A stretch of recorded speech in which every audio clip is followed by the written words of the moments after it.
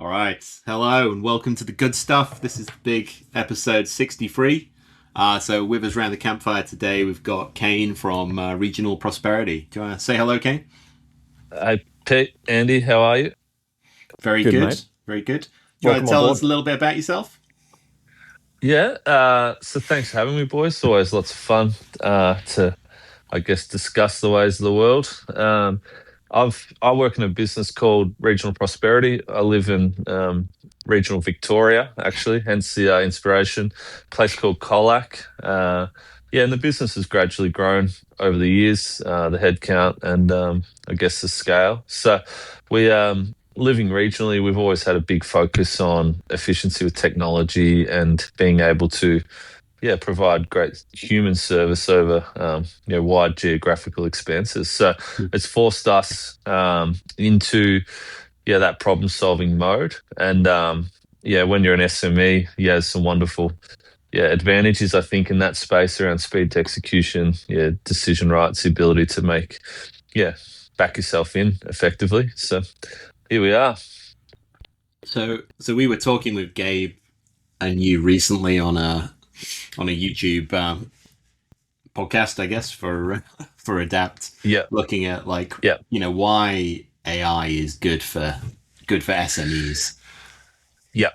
And so I think we did about half an hour on it, and it felt like there was just a lot more to cover. So we To said, all unpack. right, well let's Yeah, come back and do yeah. something a little bit more long form. So yeah, the goal for today then will be just to go through is AI good for SMEs or not, and then if so, why? I guess. So I mean, I think we all Yeah. think it is. So so Yeah, maybe well, What we maybe all we hope it should one. is. we hope it is. Yeah, I've got Yeah. I've got a Yeah, specific question for you, Kane. Just All right. based on your introduction, like obviously, like you're focused on regional SMEs.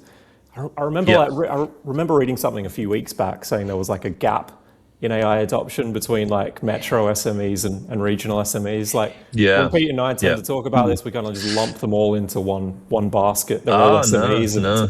it's a net positive Yeah, for all SMEs evenly. And like, yeah, what are yeah, the kind of like what do you think the reasons for that gap might be, and like what are the challenges that are unique to the regional yeah, SMEs that maybe we don't see so much in metro areas? yeah, yeah. No, it's a great question, and it's a serious dilemma. I travel into the city, intermittently, and so you get exposure to, I guess, the mentality and the culture. And I think the real differentiator is the competitiveness between, I guess, SMEs and corporates in a metro area because people are exposed to each other, ideas spread quickly, and there's a real need to be that early adopter to tackle market share, generate opportunities, right? In regional Australia, this isn't the competition's different. I think the competition's more internal. It's more about how do you attract and retain talent? How do you inspire talent? How do you, deal with the challenges of regional Australia, which are very different. And it's not many like if you're a service type business in regional Australia, finding work's not the issue. The challenge is how do you engage the right people, and then also how do you, things like being spread. Our offices are hours apart in the car, so we need to be able to work across multiple locations. How do you, if you have somebody who's really good in a place like Hamilton and we need that skill in Geelong, how do we access it? So they're the challenges that we've worked through. And I think, yeah, So it's a what's the broad distance stereo. there between Hamilton and Geelong? I don't have a good intuition for Yeah, regional so it's Victoria. so it'd be sort of like, well, you guys are where it's like Bunbury to it's like Eagle Bay to Perth, right? All right, So okay, you it's like a can't 3 hour just drive sort of thing. yeah, yeah, Yeah. yeah.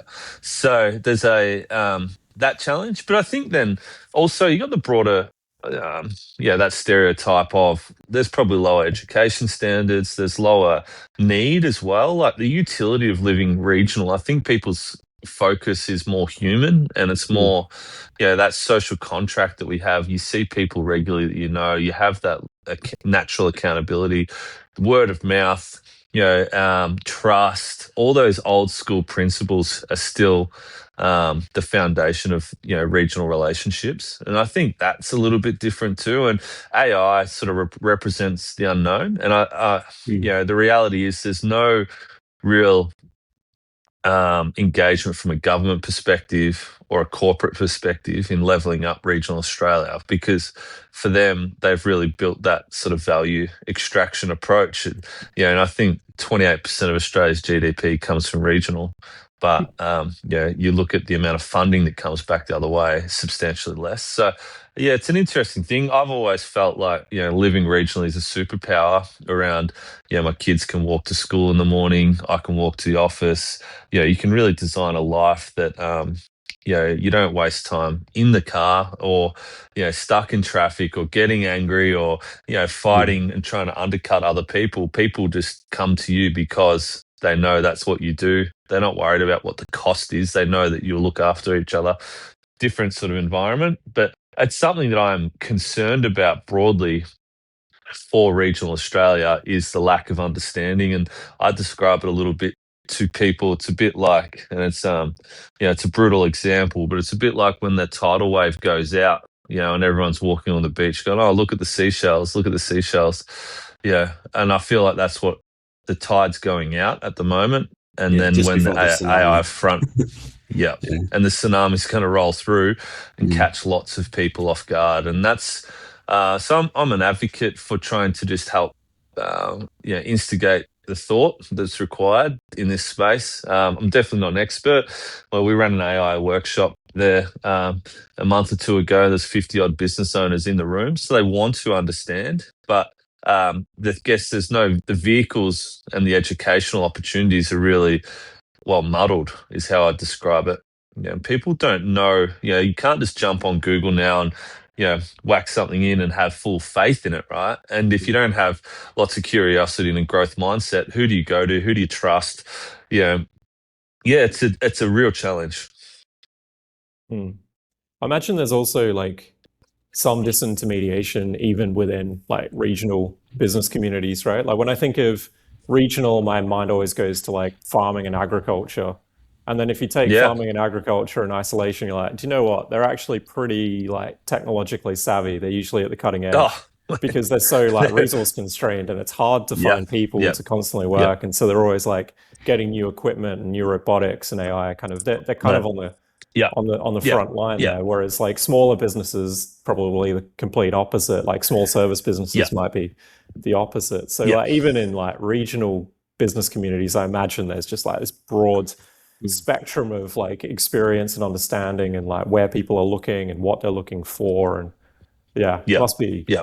super No, challenging. that's a yeah. Well, it's a fascinating space. But friends of mine, that are growing farms, and they're intergenerational farmers, and they got large balance sheets, and they need to grow to survive, and really, find that level of economy of scale to make profit.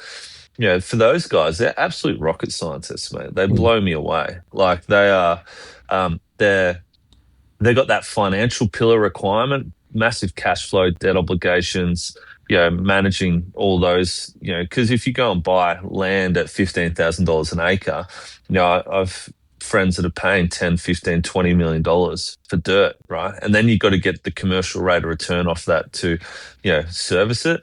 So that financial pillar is really, really amazing. Then you think of technology, and, they run their farms off iPads now. And Mm. stocking rates, ratios. You look at Halter now, virtual fencing, drone spraying mechanics. Like it's unbelievable where they've got to with really limited resources.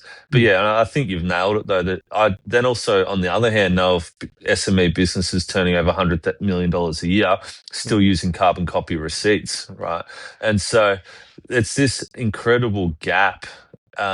That's coming for some businesses. And no, the reality is that's the tidal wave will eventually hit though, because whether it's succession, and that's really where my connection with Adapt come from, is this huge challenge that I've seen is that you sit down with a client in your, from a traditional retail financial advice perspective, and we start chatting about, planning for the future and the typical conversations around superannuation, insurance, estate planning.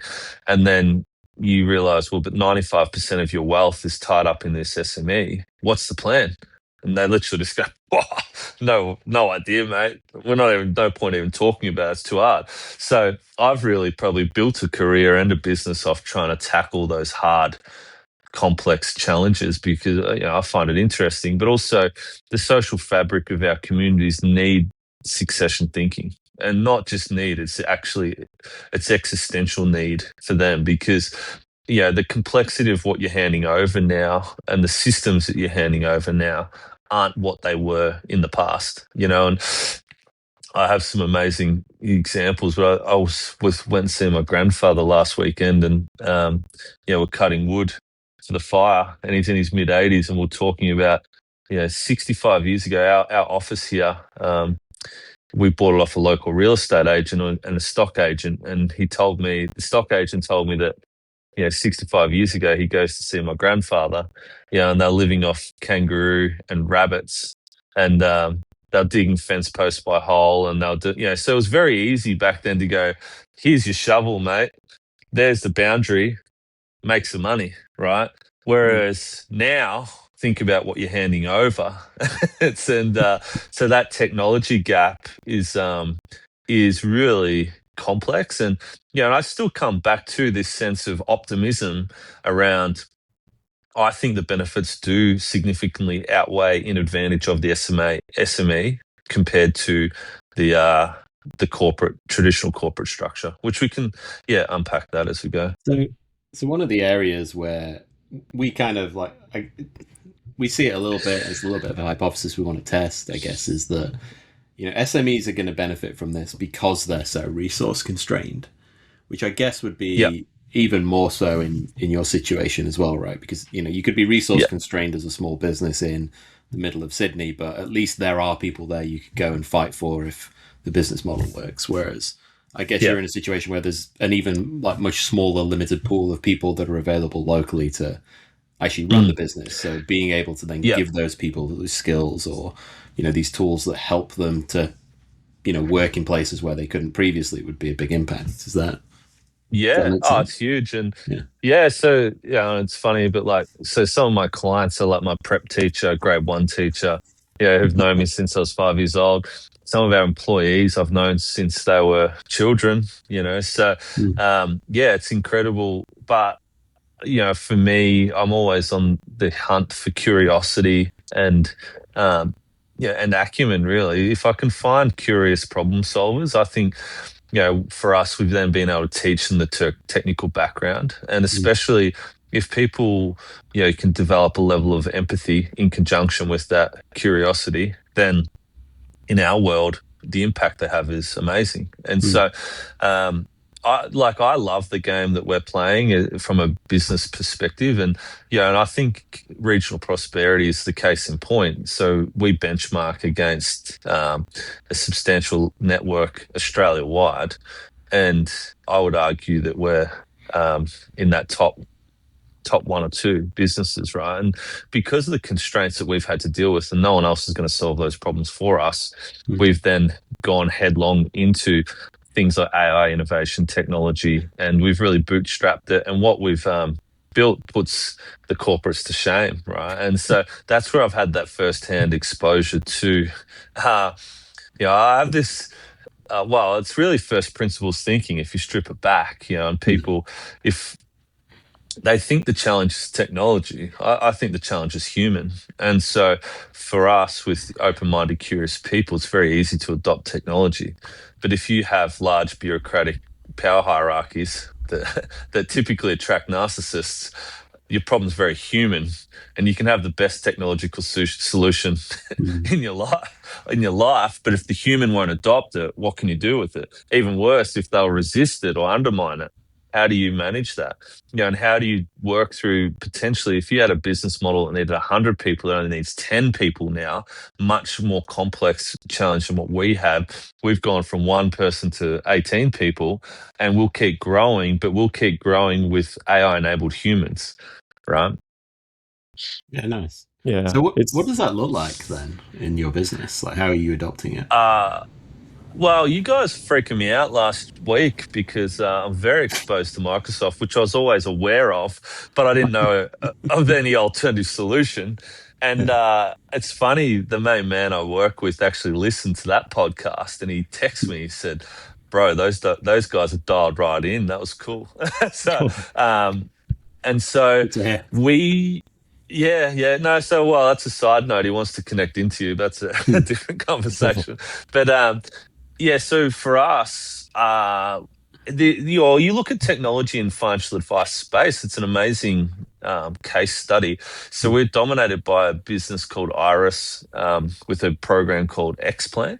And last I heard, they of $200 million in fintech revenue in Australia, Xplan controlled about $110 million of that revenue. So that's how dominant Wow. they've been. They built huge moats, high barriers to entry, login and a premium cost, right? So like one login can cost you up to $12,000 per year. So you apply that across 17 people, right? Adds up very quickly. And they've traditionally resisted any form of integration wherever they could and been super hard to deal with. And now it's going to be, I'm curious to see how they handle this AI front that's rolling through. So in that technology space, though, for us, I doubled down on Microsoft early, and really based on that stat, because to me it's like, well, if one company represents 60 to 70% of the total revenue pool, well then there's limits around the viability of competitors, right? And so if you look up a layer, I'm never probably going to be too concerned about the viability of Microsoft. And so we then went and doubled down. Initially, I thought, like a Dynamics 365, because we were using SharePoint for document, security that come with Microsoft, is critical for us with sensitive data. But in that situation, we then end up building a Power Platform CRM, and then off that CRM, we've then integrated, all our different like Power BI type data points, and then also obviously then Claude got plugged into that environment, and that's been a real game changer, obviously, through that co-work functionality. And because we've always stored, huge amounts of data in that Microsoft ecosystem, now with the AI, we can synthesize it rapidly. And we've got, 10 years, 15 years of data on clients. So each client then really has become this mini data lake. And that data lake, we're now really trying to then pivot and collect as much unstructured data as we can to sort of efficiently process it with AI support, if that makes sense. Yeah, that tracks. Like, do you have any concerns around sort of Claude and, like particular, like I can imagine, like, if everything's running on the Microsoft platform that you've got there, then there's certain security rules and access things that are published into it. But then once you plug something like co-work into that, like, how are you thinking through the challenges of keeping the data private and everything? Well, that's right. And this is the unknown with everything, right? Yeah. Like in this world today, what really is private? Very hard. We're going to get back to the only way I can think about being private anymore is really to turn off all forms of communication from a technology. Even think about this today. Obviously, we're choosing to broadcast this, but you get pretty skeptical when I was only talking about, I was actually explaining to my wife about these halters that have come through, these sort of AI-enabled halters for cows. Next thing, my Google feed's feeding me articles on halters, right? So I'm the cynic. I think, we all want to, I guess, tell our selves we live a private life these days. But even for example, I was talking to a local police officer lately, and there's a funny little joke people like to play in kayaks, and teenagers always love to put some bubble bath in the local fountain, right? And obviously everyone has a big laugh when this big bubble is Mm. spewing all through the Memorial Square. And he said, "Oh, it's all cool. We don't get too stressed because we just watch the cameras from the office now instead of doing patrols." And I was thinking about that. Well, you think through the implications of Mm. that. I never signed a waiver to say it's okay to record me Mm. in in the main street of Colac, right? So that's a huge issue. And this is a side conversation with you guys, but I think the challenge is for most people is we're not aware of any alternative ways to potentially enhance data security. For me, until I met you a week ago, I would have said, well, we've done everything we possibly can to really be, locked down in this Microsoft ecosystem. But potentially there's vulnerabilities to that, um, we're just going to have to think about as we move forward. Yeah, I mean, Yeah. I guess I kind of come from one of my previous jobs. I was working with the Anti-Corruption Foundation, which is like the opposition party to Vladimir Putin around how they can do like private banking and stuff. So I tend to come at this with quite a I don't know, a sledgehammer to crack the nut sometimes. But there's definitely Well, things that you that's can do right. around like encryption and private inference and different things. And we're keen Yep. to make some of those tools easier for people because I don't like the direction that it's going. As you said, you're not Yeah. really signing all these waivers. The data's being taken, whether it's by local Wow. governments, it could be large corporations. Like they've made Yep. a habit of stealing your data. That's And this is well, I look at even our own industry. For example, we had somebody recently position a technology solution for our business, right?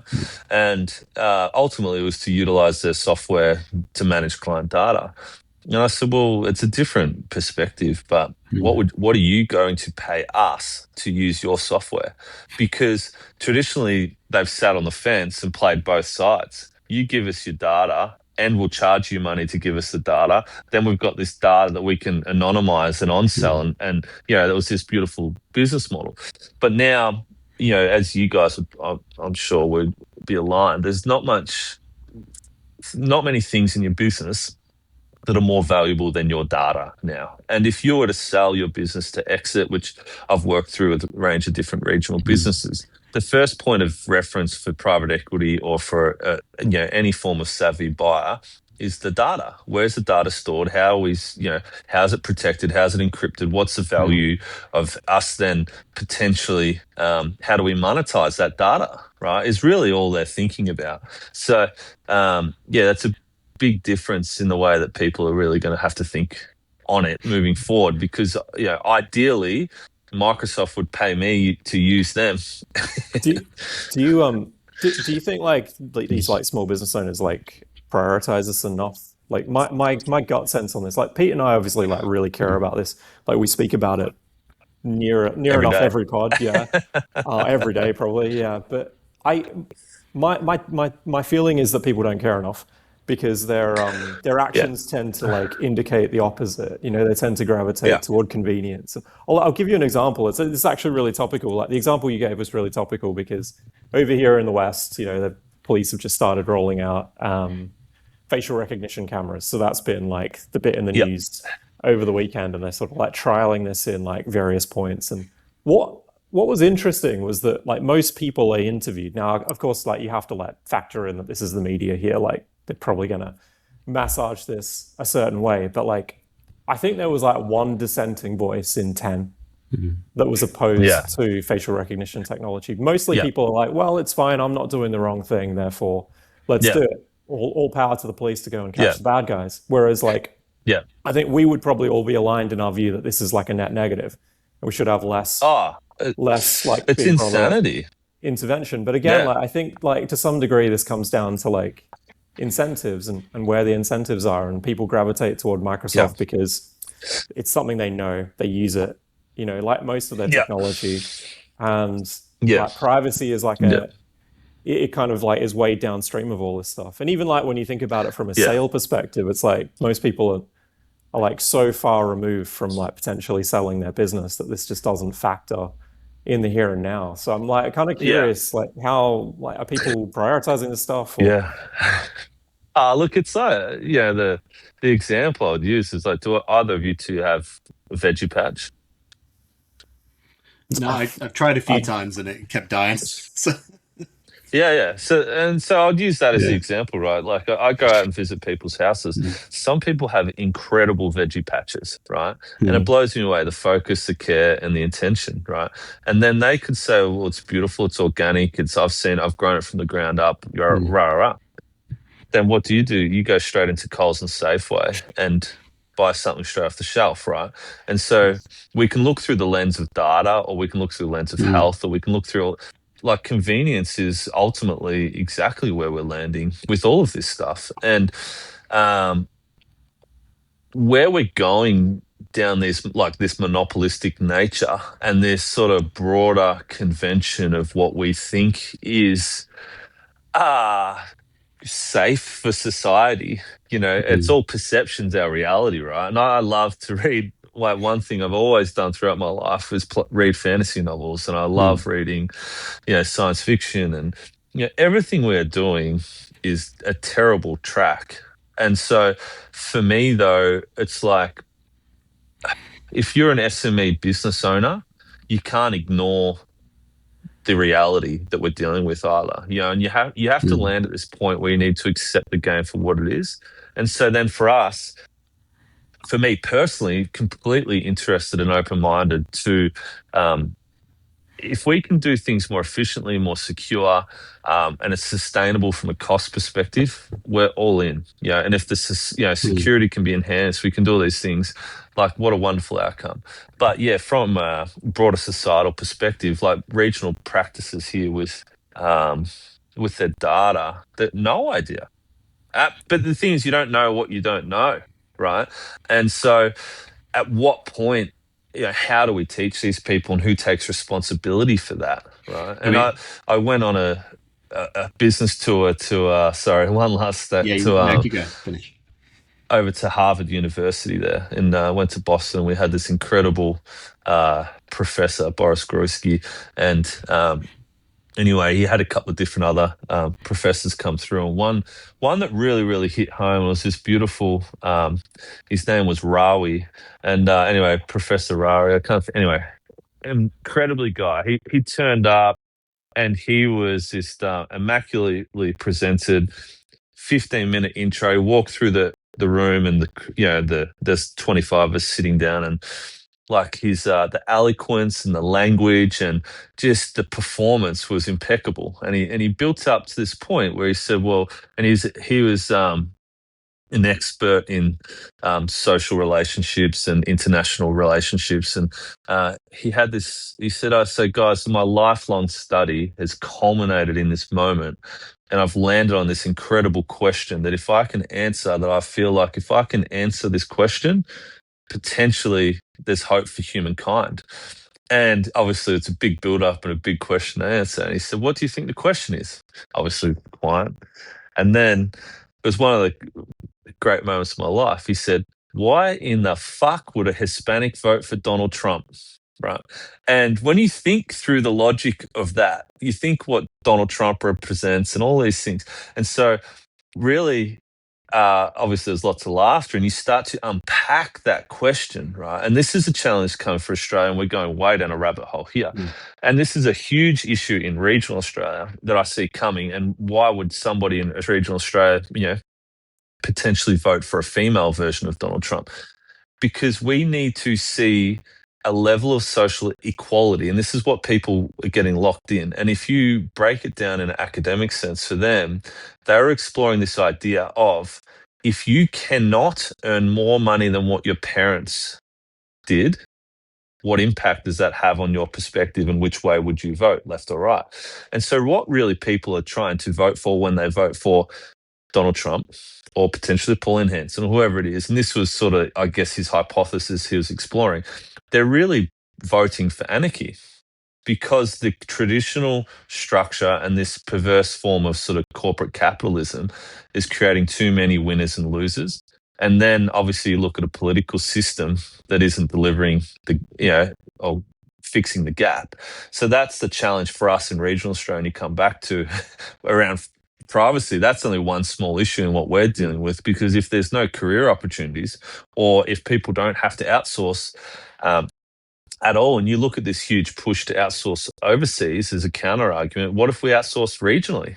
We're at lower cost of living, lower, we've got a same language, we've got all these functions that can assimilate far more efficiently, but we've pushed it, to lower socioeconomic, international countries. And so these broader issues of privacy, and we've segued into this, but opportunity is the big one as well to think about. And I don't think as business owners or just as people in general, we're thinking about what, I come back to a great way for me to frame AI as an example, artificial intelligence, is like, what can we do on one hand, or what ought we do on the other hand, right? And for me, what ought we do as a business owner? We should be creating opportunities to employ local people to have a positive impact via human connection. Can you just stop for me? You there? You go. You're back. Yeah, You're back. Quick pause mid-rant. We obviously won't cut that out, everybody. So. Yeah, that's all right. But do you see the complexity here? Like, back to, we've got to apply the same lens to privacy and to humanity. Like, what is it that we want humans to do moving forward?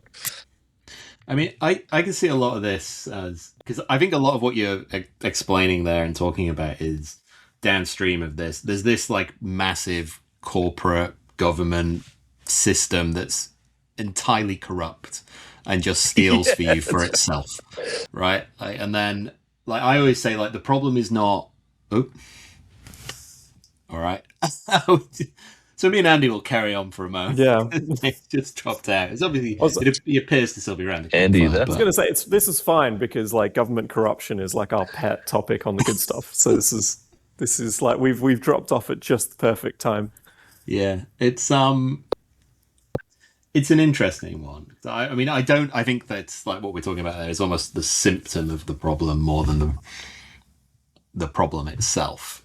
If you know what I mean, like there isn't enough social mobility, there isn't enough work, and then you have somebody like Dario standing up on the stage saying, "I'm just going to steal all your jobs," and it's hard to differentiate any of these things to say like, well, if AI is Sam and Dario, and they're up there on the screen telling me that they're just going to steal my job, then why would I not just believe them? Like, surely they're onto something. They know how this works. They're in charge of AI.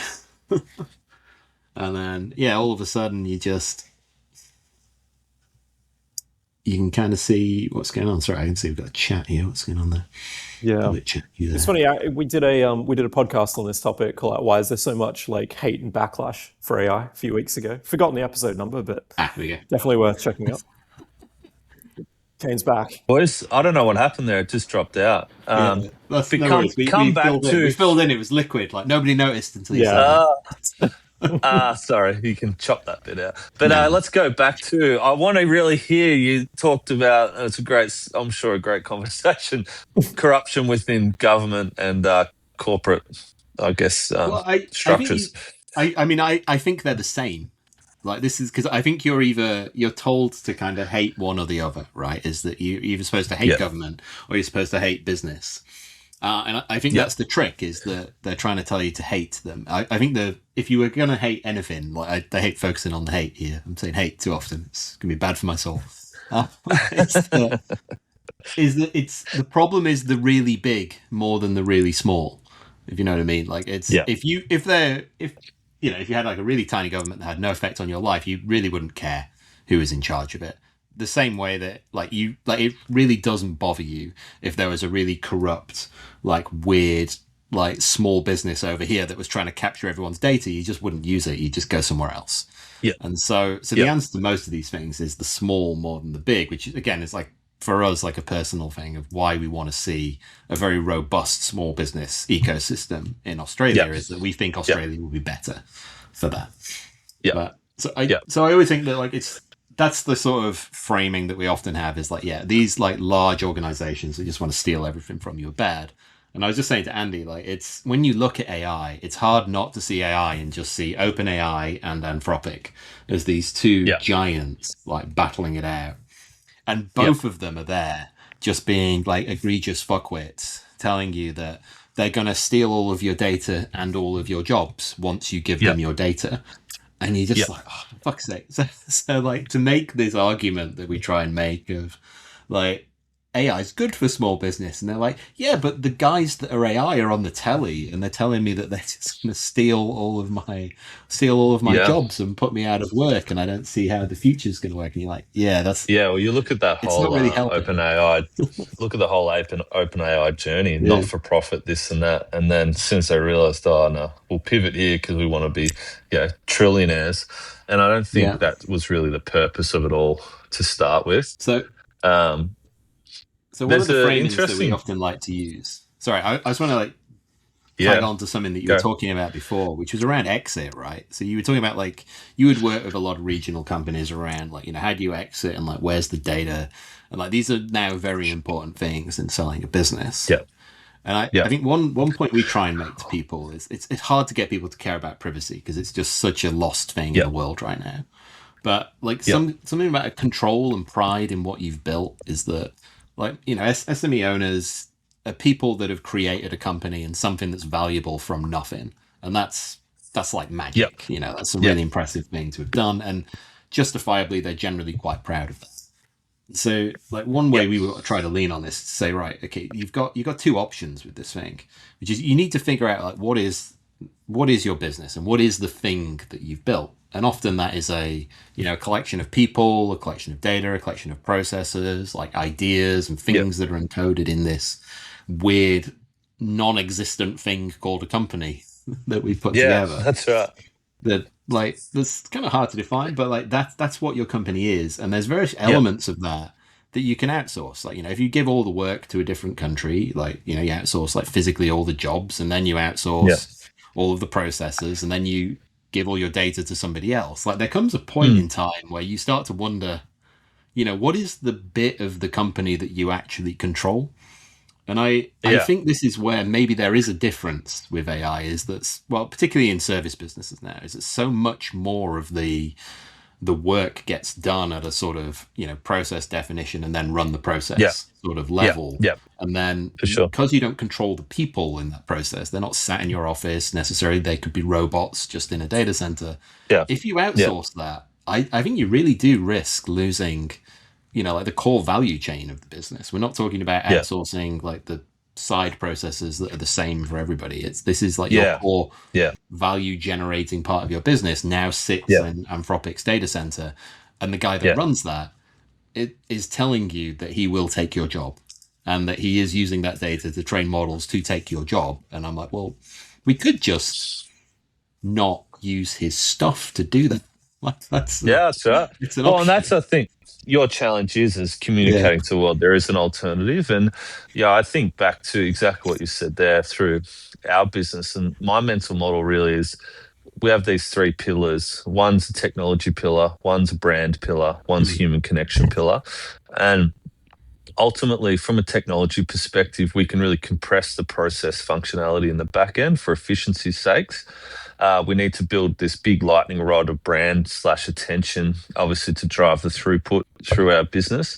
But then ultimately, all those decisions need to come together to support human connection. And so little things for us, for example, we're doing some work, let's say on our website at the moment or our broader branding, but we've actually giving people an option to select a home visit. Very old school, right? But it's coming through. Do you want to do it online? Do you want to meet us at the office, or do you want to actually choose a home visit? I had a great moment last Thursday. I come to the office at 9:15. There's 5 people here in the Colac base, and no one had opened up yet. And the beautiful thing about that was that 4 of them were out on the road seeing people.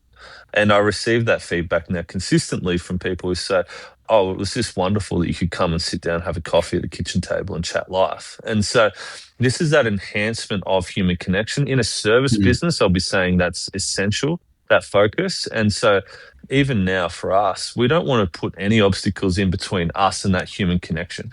We're not going to send you a fact find to fill in. We're not going to send you, complex technology to do our work for us. We want to come and see you.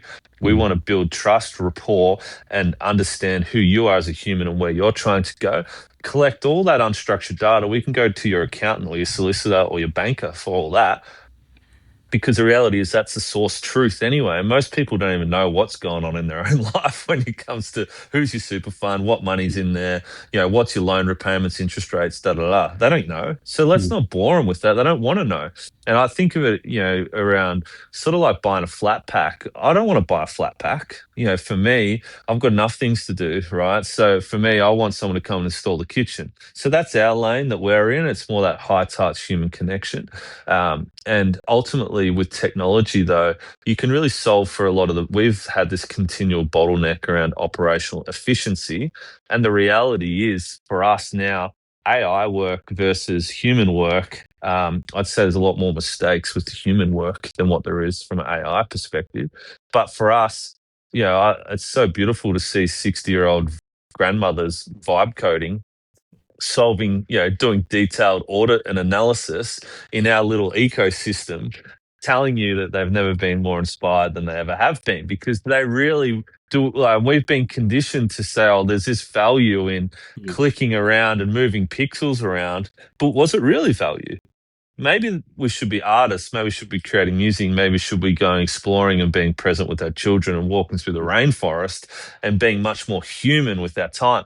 But then ultimately, it's going to get to this point where, and you come back to my example in the US, what they've found with that data set was a universal basic income didn't solve the problem, because the challenge is not cash, it's purpose and it's hope. And so how do we substitute purpose and hope into the system that we're building? I don't have the answers, but I think that we need to have more and more conversations about that, because people coming through, if they don't believe that they can do better, it's not a very good headspace to be in as a human. Yeah. And it's kind of interesting that you kind of hit on like one of the last remaining pieces, right? Which is that even if you had the AIs doing all of the work in the back office, it's still going to be more like, if there's two versions of this, like one, the AI does all the work and you get a website, and the other one, the AI does all the work and then you go and talk to the 60-year-old lady about her finances, right? You kind of know, we all know which one's going to win at that point, and you would probably pay more for the one with the extra detail. Like, the world's not really about being super efficient. It's about providing a more valuable service. Yeah. So I think even if we make a lot of the things that can be automated and efficient, it just opens up more time and space for us to differentiate based on service. 100%.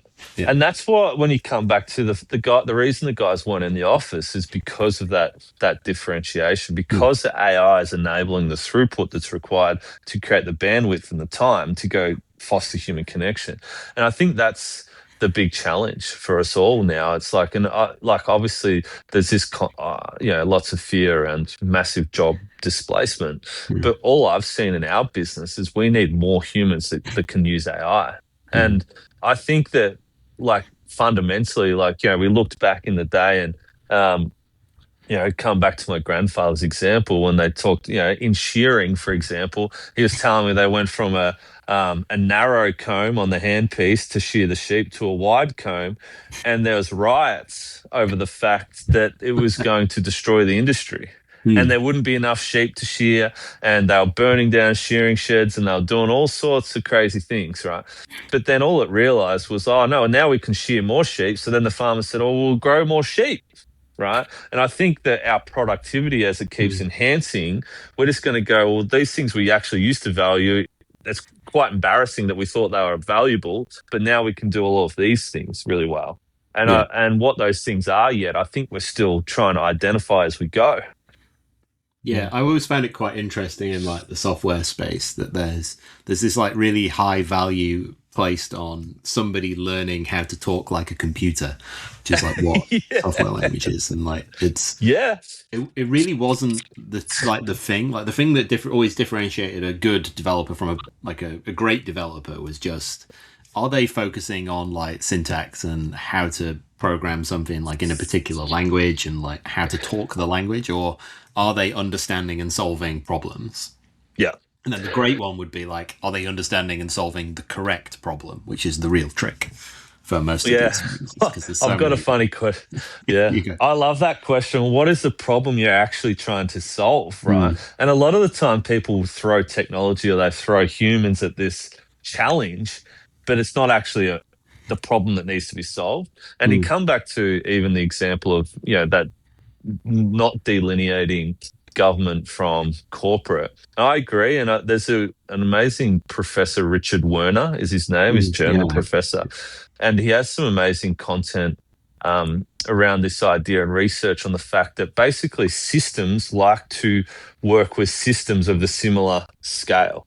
And the challenge that we have, especially in regional Australia, is there used to be this really clear decentralization of leadership because there was no connectivity, right? So if you were in Colac and it was a horseback ride to Melbourne, well, you weren't worried about anyone in Melbourne telling you what to do. You took responsibility in Colac to say, this is where we need to take our community. Now we're in this space, and I come back to SME. I'm always thinking about how do we decentralize leadership within our own business so that we can, spread that with strength across, a larger sort of space. And this is this complexity, I think, whether it's with the bank, for example, you go to the bank and say, oh, I need a business loan and I've got this idea. It's one individual with this huge system. They don't want to deal with you anymore. It's annoying. Why would they want to muck around with me and loan me $500,000 if they can go and do $100 million loan? Right. So then, but who does the $100 million loans? The other very big systems, right? And so now everything's just getting, scaled up into these huge systems. And unfortunately, people at this point now, it's a lot easier to go and work for WorkSafe and get 200 grand a year and pad your time out than it is to have entrepreneurial spirit and go and take a risk. And Andy and Pete, I don't know if you guys are 2 years into your journey. I've been doing this for 10, and people look at you like you got rocks in your head when you say, I'm going to go start a business, don't they? You think about how many people slam you along the journey, create doubt, and then there's this whole sort of sliding, am I believing in myself, or am I being dogmatic? Is it ego? Is it all these thoughts that go through that journey when people just, it's much easier to submit and step back into the system. Yeah, this is unfortunately not a country that rewards somebody taking a risk on a small business. It's a real shame. That's right. Yeah. And you've seen it so topical lately, but for us as a society, like, we need to decentralize that leadership. And Werner's example is he uses community banking in Germany versus corporate banking. And then there's a really clear correlation between entrepreneurial risk taking and small banks, because small banks connect at that smaller level, human to human. And if there's a community bank in Colac that's known me since I was 5 years old, they've seen a 30-year trajectory of my behavior, my delivery, my capacity to build human teams and execute, well, then they're not going to get in the minutiae around the cash flow analysis that doesn't meet the auto checker in the back end, right? So, and that's the dilemma, is access to capital really is what regional Australia will need. And you think about and I think a lot of that is just decentralization, right? Because it's also true that like the local bank in Colac now it isn't. It's just a branch of something else from Melbourne, right? And so it's not that previously the local bank would have been like, okay, we can invest in Colac. Yeah. Where's the best place to invest in Colac and the surrounds? Yeah. Whereas now it's just like, they can't. Right, we're just plumbing stuff. Well, there's no decision rights. It's ridiculous. All they're doing is collecting data and pushing it up the line for somebody to eventually make a decision and push it back down. And this is the big challenge. It's like, and you come back to you guys as the example fighting this fight against Anthropic or Microsoft, like, the reality is, from a privacy perspective, the best thing we could do is have completely decentralized AI infrastructure and all these little small operations that keep each other accountable with their integrity, right? Because, they're doing a really good job. So if you don't do a really good job, I'm going to go to those guys. The reality is the classic sort of that, power hierarchy that we're seeing now is just destroy all opposition. So even if we suck, we still get the business. And you use Qantas or Telstra as the example. You ask any Australian, you got to ring one of those two companies. What do? They start headbutting the table because the customer service is so terrible that it makes you want to put your head through the wall. But then the reality is, in your small business, imagine if, like, local Otway Shire, he has a 90-day response time. Imagine if I said to my clients, thank you, an automated response. I've received your contact. I will contact you in the next 90 business days. We're not going to last very long, right? So this is where you have this hyper competitiveness in our world, in private SME, but then, it's contrasts quite concerning. Those like corporations that like kind of make up the system as we're describing it here, like they are inherently reliant on the SME infrastructure in this country as well. Like they just would not survive without it. Like a long time ago, I worked at some National Australia Bank in commercial, and that they're like a huge percentage of their loan book was not only just SMEs, but actually like home loans within SMEs. Like there's just so much like hyper dependency amongst our like ASX 200. I mean, if you strip out the mining companies, obviously, but like, for a lot of these big institutions, they are like ultimately very tethered to the strength and performance of our SME community. So, the system kind of wants those SMEs to continue to function to a degree so that they continue to be extractive. It like enables the system to be extractive, but like it's like a weird perverted set of incentives that exist. It's really quite strange. But like I think the incentive is kind of the bit that we've been circling this whole conversation. We probably haven't landed all that clearly, but like the reason SMEs benefit, I think, the most from this is because unlike big corporates and even less so like government, they're actually getting shit done. Like their like survival is dependent on like what you get shipped this week. Like if you are spinning the wheels, having conversations and playing like internal politics, like the business doesn't survive. Like it just, you won't be here at accounting time. So like that is, I think, the big you can't question even waste times having meetings, mate. Do you know what I mean? It's hard. It's hard. Like, just do, and I think, I couldn't agree with you. I think you've absolutely nailed it, Andy. And, it's funny. We had, a larger corporate partner, huge amount of resources, all these things, come see us a week or two ago to show us that they're going to solve a problem in 2 years' time with AI. Ooh. And I said, nice. I said, I'm so proud of you guys for having, the initiative to go down this track. The reality is we've already solved that. We can't wait 2 years because we're bottlenecking. And this is also like the big gap that nobody talks about for us. So we're helping people. People need help, like in a very simple sense. And we've got people dying with cancer. We've got people getting dementia diagnosis, getting divorces, or trying to buy their first home, or trying to sell their business, or, and in that little micro world of theirs, that the intensity of that challenge is real, and they need support through that process. And here we are, we're bottlenecked to provide support because of bureaucracy. So we've got to play that game. We've got to accept that game for what it is. But if we can solve that, which we're on the way to solving, then why wouldn't we be incentivized to solve that, to help more people? Like, what a beautiful way to, create value. And I think for our SME businesses, and you come back exactly what you're saying, we are forced to lead with value. Because if you do not create value, we're the first ones that get cut. And not by, I guess because it's, right or wrong, but it's sort of like, that consultant line, we can save some money there. Or we could, whatever it is. But we can't cut Telstra. We can't cut Microsoft. We can't cut those guys. And so they don't have to lead with value so much. And that's not necessarily a good thing. And you go back through, I remember reading a philosophical example, Bertrand Russell, down a real little rabbit hole. But the worst thing that can happen is have monopolies for human outcomes. Yeah. I mean, sorry, you go, Andy. No, I was just going to say, like, it's hard as well when you're just on the treadmill all the time. You're running a small business, you're busy, you've got like every day throws up a new set of demands. You don't really get the fresh air to kind of come out and think about this stuff, to step out to that 10,000 foot view and go, okay, let me think about what the problems are and how I can Yeah. solve them. Yeah. Because you just never really get the time to do it.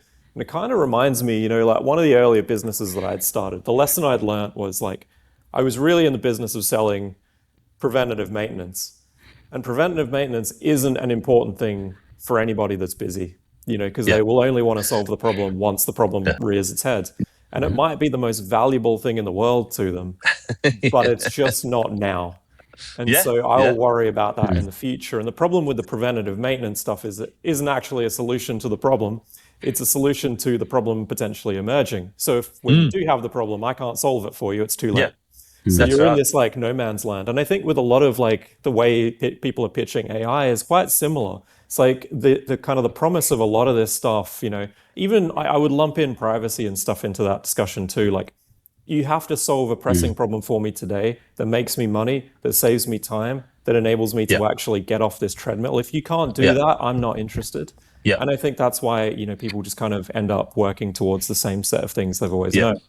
100%. We talked to Gabe at Succession with Adapt or Lumia, and succession thinking, same thing, medium priority, medium risk until someone dies or until someone gets divorced. And I think financial advice has been in that space at time as well, because it's sort of like, there's money in the bank today, I can pay for my groceries, we'll deal with that next week, and then next week, and then next week. And now we've just got the macro impact of an aging population, declining advisor workforce. So from an economic perspective, it's just basic supply and demand. But this is the challenge for you guys, is the hook needs to solve a problem today and then transition into that preventative nature, because you know that that's the right thing. It's a bit like privacy. It's not an issue until there's a breach. Yeah. It's too late. There is an element there. I maybe want to like circle back to what you said about the big corporate solving a problem in 2 years, because I think this is a very real thing as well, where AI really helps, is that it can help you solve your problems now, but the exact problem that you have. And I think we've had this situation in the past where if we scroll back, 30 years, many of the businesses that would have existed wouldn't have had any form of software. Nobody had Microsoft licenses for everything 30 years ago. Maybe you had Word or Office or something at best. People weren't really too fussed about computers. Maybe you bought one for yourself and you were playing around with it, but we didn't have software for everything.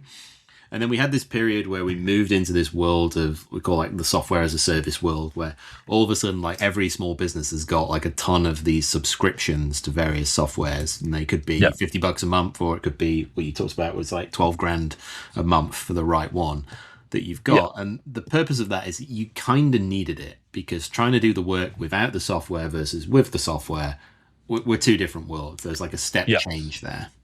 But then the software couldn't be written for you. So what you went from was a world where all of your workflows and everything that you did was entirely within your control. You could decide how you were going to do it. It could meet the particular needs of your clients and so on.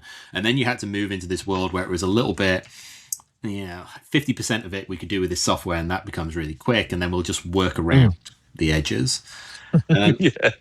Exactly. Everyone buys this. I bet this stuff you pay 12 grand a year for. I bet there's a whole bunch of stuff that you've bolted onto this thing, big time, because it just doesn't. And that's where that's insane. It's why we didn't do Dynamics 365 for that reason, because we're it's this enterprise level, and it's going to be 50 to 60% right, and we can't strip it back. Whereas we went down the Power Platform route, where it started 50% right, and then we laid it up, and it's been amazing. But we couldn't do that in the past. You couldn't get access to that software. You couldn't attack it with the resources that you needed, because there's too much capital.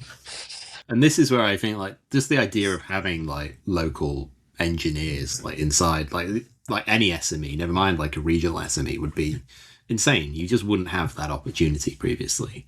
Whereas all of a sudden you have this ability to okay, things are getting easy enough now that if I understand the problem, and I understand a little bit about logically how this stuff works and how to put it together, then I can start to build these things that do exactly what I want to do. And that's, that is only going to get easier. I think that's a huge superpower for a lot of these SMEs. That's the superpower of the SME, man. I as the business, the way we are now, we could not have done this 2 years ago, let alone 10 years ago or 15 years ago. And, they describe financial advice like in Australia is this cottage industry? Well, because it's had to be. You couldn't synthesize it and bring it all together effectively. And that's where, coming back to what you guys are bringing to the table, like it's bigger than just trying to make a bit of cash run an SME. Like, it's going to require people like you having the courage to fight for the ideology over sustained periods, to let people know that they can actually do the alternative, right? And this is the big dilemma with all of this, and the same for succession thinking or anything that's a little bit less conventional. It's like, we need choice as a society, and but you need courageous actors to provide choice. And otherwise, before we know it, in 10 years' time, everything's just gobbled up into these handful of big businesses. It's crazy. I actually AI'd the other day. I said, NVIDIA, if you combine market cap of the largest Australian companies, how many companies, or what's the top X amount of Australian if we companies? put all of Australia into the S&P, like, where would we rank? What do you think it was, man? If you were to guess. I don't know if we'd even be top 100, maybe. Like, NVIDIA is the same size of the top 324 Australian companies combined by market cap. So if you about that, if you rolled up like the top, let's say all of the Australian companies, well, where would we come? I guess we'd come to NVIDIA, right? If we rolled up the top 300. Well, you look at the ASX 300, that could absorb into NVIDIA. Yeah, it's nuts. Theoretically, it's insane. And so, you look at Mr. Jensen Huang, or Huang, how do you say it? Huang? Huang. Yeah. But like, you think of the mercy of the world to him, right? And and you look at whether it's at Claude and Amadai or whatever his name is. Like, we don't, as a planetary species, there shouldn't be so much power sitting with one individual. Like, it's not good. Yeah, I agree. But now, it's just not good. It's too risky. Like, you think about that key person risk in an SME. Well, now we've got a global risk to the scale of these institutions. So, but otherwise, we can only vote with our feet, and that's really any form of democracy. And it's like, how do we, ultimately build these less corrupt systems that come in service of humankind? And I've talked a lot with Billy Withers about this over the years, this idea of SME capitalism. Because the reality is, if you came to me today and said, Kane, here's your magic pill, it's AI enabled, swallow this and you can eliminate 12 human beings out of your business, your profitability is going to go through the roof, and you can go and get yourself a beach towel in the Bahamas. I wouldn't take the pill.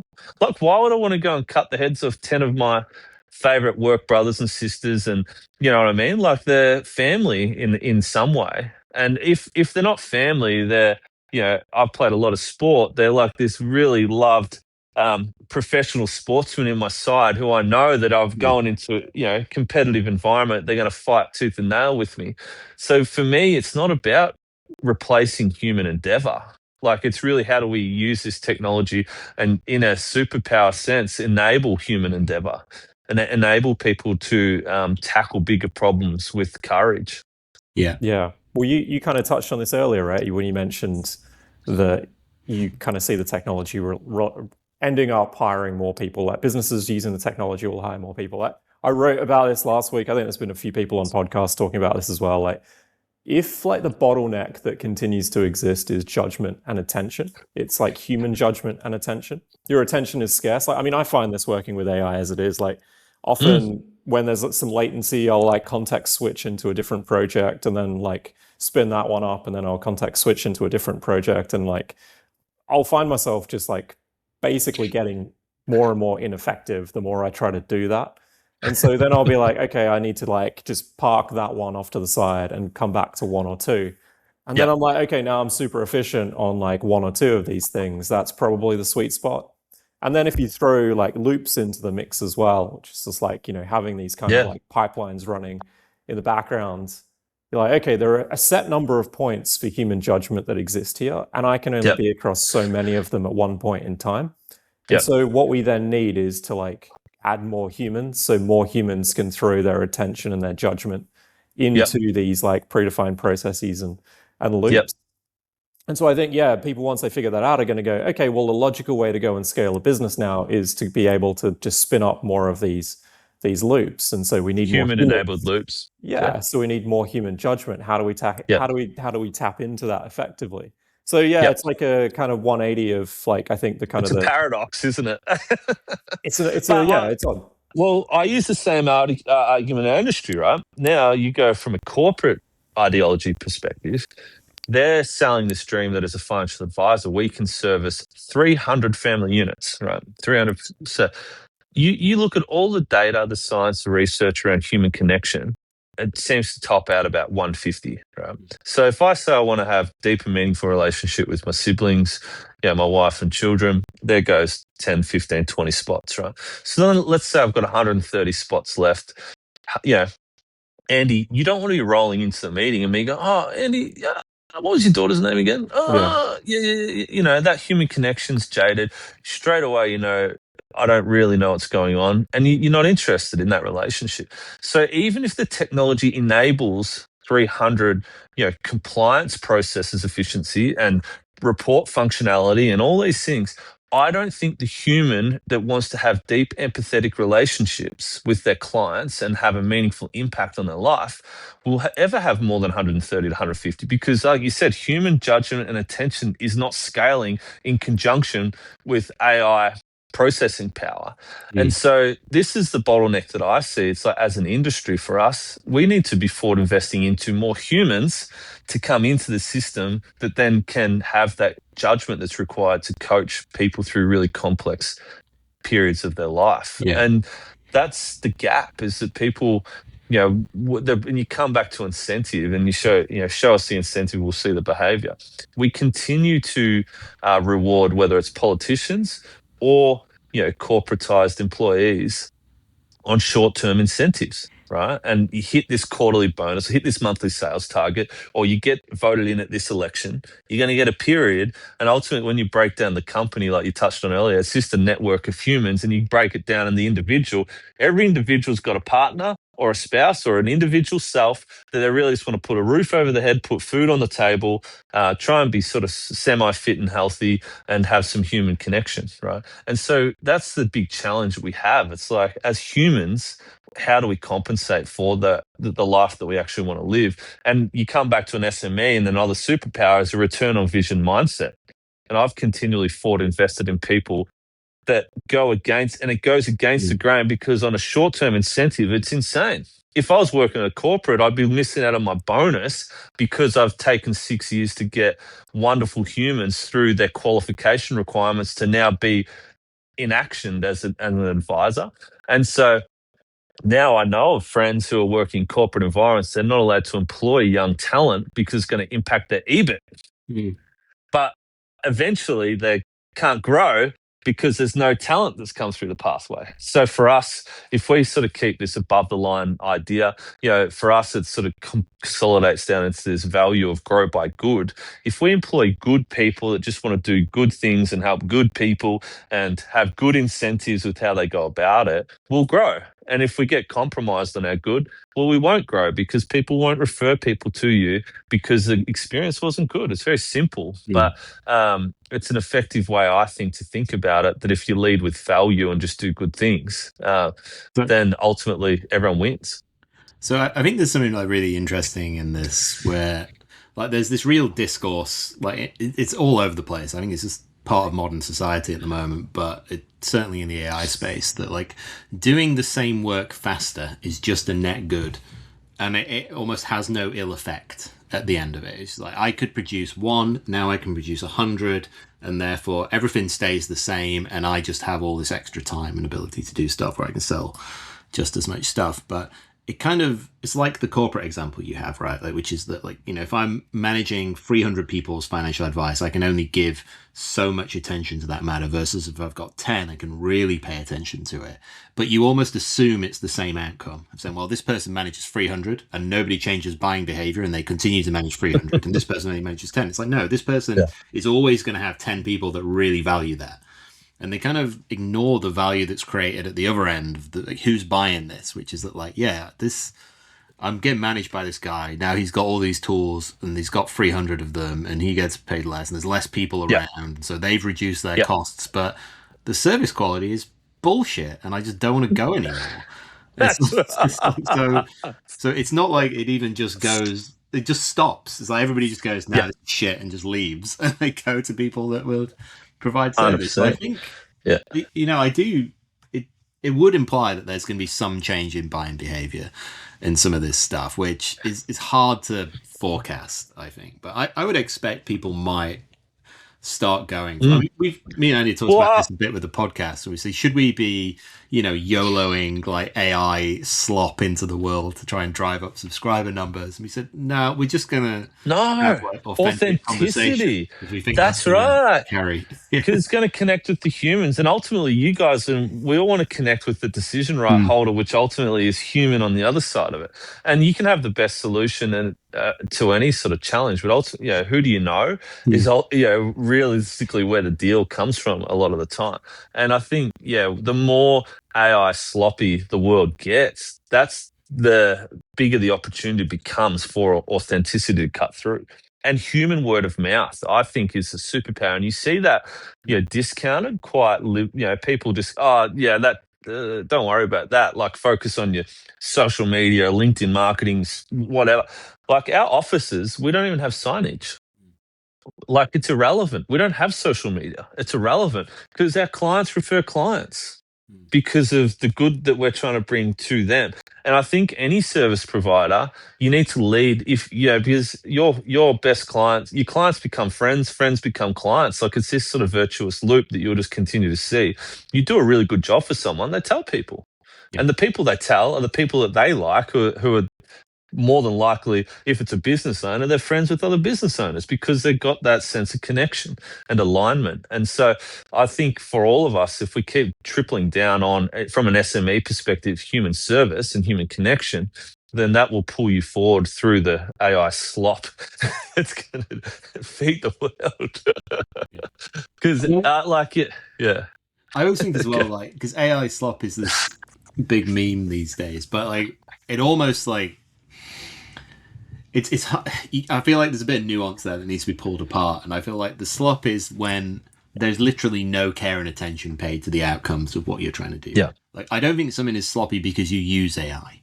I think when you use AI with just no care and attention, then the thing that comes out of it does feel like slop because there's been no care and attention. Like, you could almost do 90% of the thing using AI, and it could still come out feeling very good.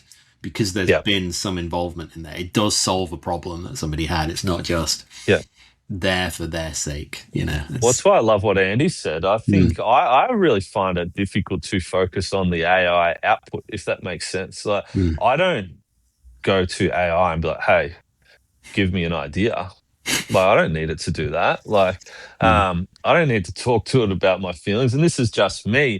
I like to go to AI with a refined idea and then say, what do you think of this? Tell me things that I haven't thought of. And that's where I've found it a real, that sort of J curve in productivity and enhancement. With every sort of example that I've come across, if you give it a human input, it's a much better AI output in my perspective, versus just, the challenge with the loops, these iterative loops, is that like, there's our human capacity, like our bullshit radar for AI-ness is incredibly good. And so over time, either people are going to become desensitized just to the deluge of AI slop, or they're going to go the other way and be repulsed by it. So I think for us, we're very, very mindful with everything that we do. We don't want anything that's AI generated, because it's like, I'd rather be wrong and human than right and AI. I feel like the bit for me is that, because even when I try and solve my own problems, and I might spend like a bit of time trying to explain to the AI what the problem is, but then if I just let it do everything hands off, and it, like, say I run something in the background for 4 hours and I come back to it, it's almost inevitably always wrong. And I've said a few times, I think this is an unsolvable problem, which is that it's wrong because you don't yet know exactly what your problem is and what your solution is. And the only way you find that out is by going through the process of doing the thing Yeah. and Yeah. trying it a few Yeah. times and iterating. So you Yeah. have to be involved in the thing. Yeah. And when I see people just creating a lot of stuff, you see all this stuff. It's Yeah. like, yeah, you have created a, like, what looks like the equivalent of Zero or sort of like, I don't know, a big SaaS company. But Yeah. the problem with those big SaaS companies is they were always shit and didn't solve a problem. So now we've just got more versions of the same shit that doesn't solve a problem. And we're still missing the thing that actually solves the fucking problem that I have. And like that's where I see that difference between, it's same in like content that you might see online and stuff like that as well. It's like we already had enough bullshit zombie human slop that went into LinkedIn, for instance. Like, I don't need more of this. This is not something that I needed in my life. I want something that's actually authentic and meaningful to me. It solves a problem or speaks to me some way. Yeah, and that the value is going on the journey with everything. Because if you're a human with a growth mindset, you need failure and feedback loops to get better. And so for me, within an SME, another superpower moment is, I think, the ability, I always say, shoot a bullet before you get the bazooka out. Do a little micro split test example. Did it? Oh, yeah, that's interesting. That worked. The client connected with that. They did or didn't. This process did or didn't work. Cool. Let's go down that rabbit hole a little bit further. Let's shoot another bullet. Oh, yeah, there's value. Let's shoot another bullet. And then you get this, you lock the sights in, then you can get the bazooka out and blow it away. But I think that's the big, come back to what I couldn't imagine worse is if you had so much bureaucracy in your system. I want to shoot this bullet. No, you're not, son. Yeah, you got to go through the approval process, and the board's going to meet at the end of the month. So just table your ticket. Yeah, I couldn't imagine anything worse. And so this is where now, like, there's this traditional breakdown of just compute, where you guys in the past would have needed, huge developers, huge cash flow to fund the human developers required to bring your ideas to life. Now you can do that. But then there's also the delivery and the conviction and the human side of it. You guys could build the sexiest app of all time, but you then need to connect human to human to pitch it either to potential investors or to clients or to whoever. And so if you haven't gone through the process of actually defining the problem, failing, iterating, working it out, I think it's very hard for you then to convey it with conviction. Yeah. That seems fair. Yeah. Like on the slop point, I feel like a lot of the slop is actually coming from like AI influencers on all the platforms. Like this is like the network biggest marketing. Yeah. It's the biggest challenge, I think, because like that is also polluting what people expect to get from AI or what they should be getting from AI, or how they should be thinking about AI. And it's like they're just being bombarded from so many different like bullshit positions, like usually from people that clearly never used it meaningfully. And it's just so sad to see it, because I think it also just gets a bad rap. Yeah. Well, and that's the thing, like, I've been approached with the idea, for example, let's build a founder-led brand with you, and you're going to do this, this, this, and this.